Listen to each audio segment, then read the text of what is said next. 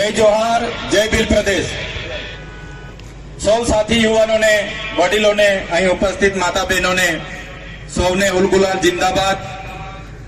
150મી ભગવાન બિરસા મુંડાની જન્મ જયંતિના ભાગરૂપે આજે ડેડિયાપાડા ખાતે આપણે એની ભવ્ય ઉજવણી કરી રહ્યા છીએ. ત્યારે તમામ લોકો અહીં મોટી સંખ્યામાં ઉપસ્થિત થયેલા પદાધિકારીઓને આવકારું છું.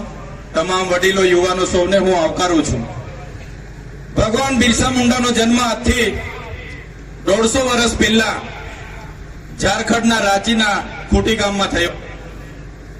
ભગવાન બિરસા મુંડા આપણા જેવા જ આદિવાસી મુંડા પરિવારમાંથી આવતા હતા.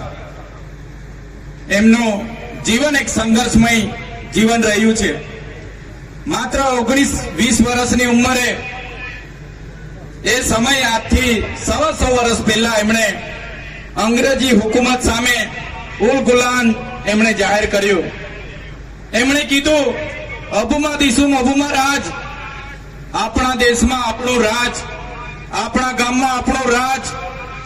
તે જમાનામાં ટેલિવિઝન એટલે કે ટીવી, મોબાઈલ, રેડિયો કોઈ સુવિધાઓ નથી, વાહન વ્યવહારની સુવિધાઓ નથી.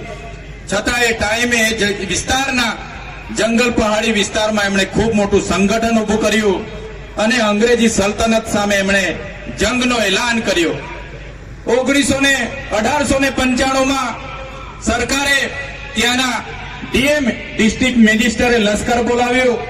લશ્કર બોલાવીને બિરસા મુંડાની ધરપકડ થઈ અને એમના જનરલ ડાયરે નક્કી કર્યું કે બિરસા મુંડાને એવો સબક શીખવીશું કે આવનારો દિવસમાં કોઈ પણ આદિવાસી સમાજ બિરસા મુંડાની હાલત જોઈને અંગ્રેજી હુકુમત સામે માથું ઊંચું નહીં કરશે. બિરસા મુંડાને જેલવાસ દરમિયાન મારવામાં આવ્યા. ચાબુકોથી પુષ્કળ મારવામાં આવ્યો અને એને બેડીઓથી, જંજરીઓથી જકડીને જ્યારે એમને કોર્ટમાં લઈ જવા માટે આવ્યા ત્યારે એમને બેડીઓમાં રસ્તામાં લઈ જતા હતા. તે સમયે લોકોને ખબર પડી. હજારો લોકો બિરસા મુંડાના એક ઝલક માટે રોડ પર ઉતરી આવ્યા અને જે અંગ્રેજોએ ધાર્યું હતું એના કરતા ઉલટું થયું. તે સમયે 2 વર્ષની જેલ બાદ બિરસા મુંડા ભગવાનનો છુટકારો થયો.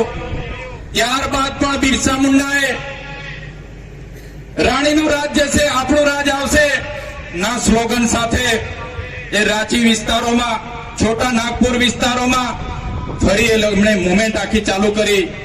ત્યાં અંગ્રેજી સલ્તનત સામે એમણે ઉલગુલાન જાહેર કર્યું અને લડત ચાલી.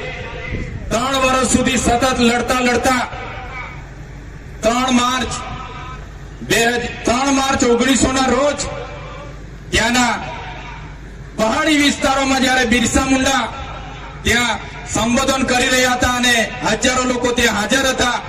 અંગ્રેજી હુકુમત સામે, એમના વેરા સામે, એમના ટેક્સ સામે, એમના કર સામે, ત્યારે અંગ્રેજી હુકુમતના લોકોએ ત્યાં એમનો ઘેરાવો કરીને ગોળીબાર કર્યા. ગોળીબારમાં 400 થી પણ વધારે આદિવાસી યોદ્ધાઓ ત્યાં મૃત્યુ પામ્યા. જે લોકો ઘાયલ હતા, જે લોકો જીવિત હતા, એમને પણ આ અંગ્રેજોની સેનાએ પહાડો પરથી ખીણોમાં નાખી દીધા. ઘણા લોકોને જીવતા દફનાવી દેવામાં આવ્યા અને બિરસા મુંડાની 3 માર્ચ 1900ના રોજ ધરપકડ થઈ.